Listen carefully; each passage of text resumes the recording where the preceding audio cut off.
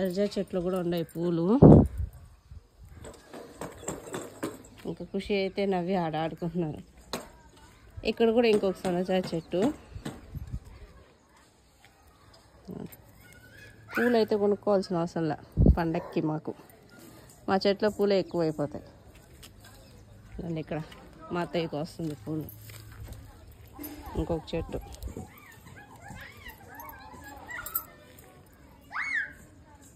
సొంతంతా చెట్లే. నన్ను కోసేసాం.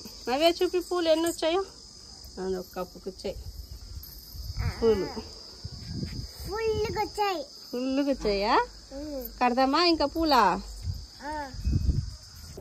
అమ్మిలు అయితే అయిపోయింది.